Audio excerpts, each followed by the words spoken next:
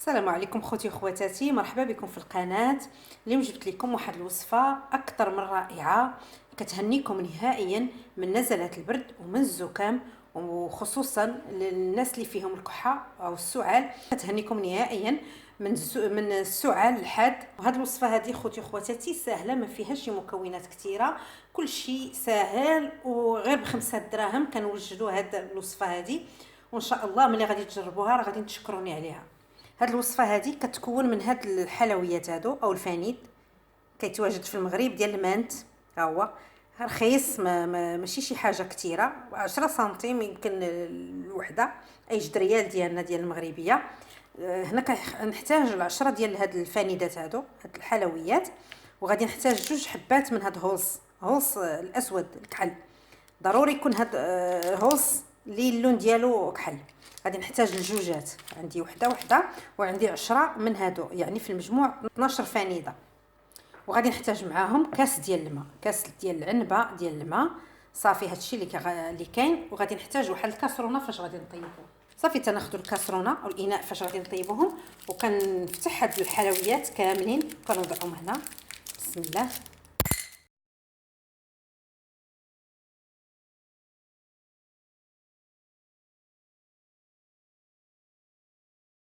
اصلا هاد الفانيد هذا ديال الفليو الا كنبداو كناكلوه كنحسوا بواحد الانتعاش ديال الفليو، كنحسوا بالحلق ديالنا كيبدا كيتسرح. وهولس راه معروف، والوصفه ديال الهولس راه معروفه حتى هي بالمفعول ديالها الجيد للزكام او لنزلات البرد.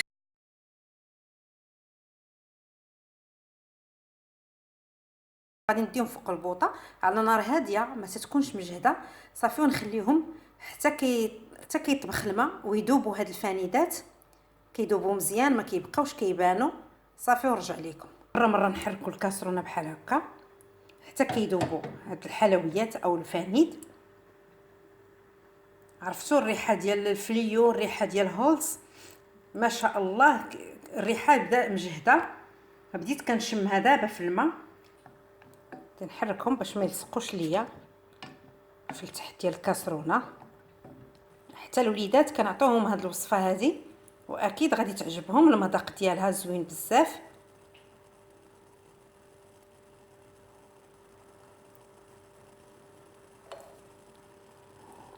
صافي هما تيذوبوا، هاد الشكل ديالهم بعد ما تيذوبوا مع التحريك. بالنسبه للناس اللي ما تيبغوش يشربوا دوك الوصفات ديال الاعشاب، هذه راه مزيانه ليهم.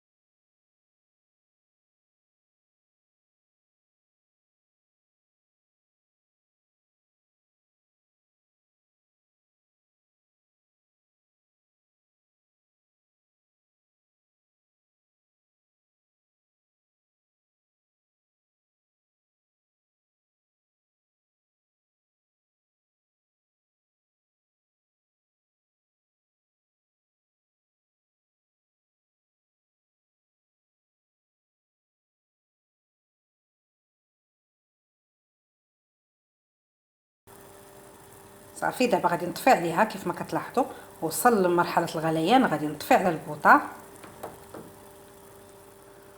نخليوه هنا في الكاسرونه حتى كيبرد. من بعد كنوضعوه في واحد القرعه او قاروره ديال الزاج تكون نقيه. صافي ونحتفظوا به في الثلاجه، ونبقاو كنتناولوه 3 المعالق في النهار. راه غادي تحسوا بواحد الراحه وبواحد الانتعاش في الحلق ديالكم، والكحه غادي تمشي بسهوله. صافي هذه الوصفه خوتي وخواتاتي اللي كتهنيكم نهائيا من نزلات البرد، وكنحتاجوها في هذا الوقت، وكتعطينا واحد الانتعاش في الحلق ديالنا، وكتقضي على الكحه او السعال. وكنتمنى الشفاء للجميع. غير جربوا هذه الوصفه هذه راه غتعجبكم، وبارطاجيوها مع الناس اللي كتعرفوا، مع الاحباب ديالكم، مع الاصدقاء ديالكم. وشكرا على التتبع ديالكم وعلى الوفاء ديالكم، وبسلامه عليكم.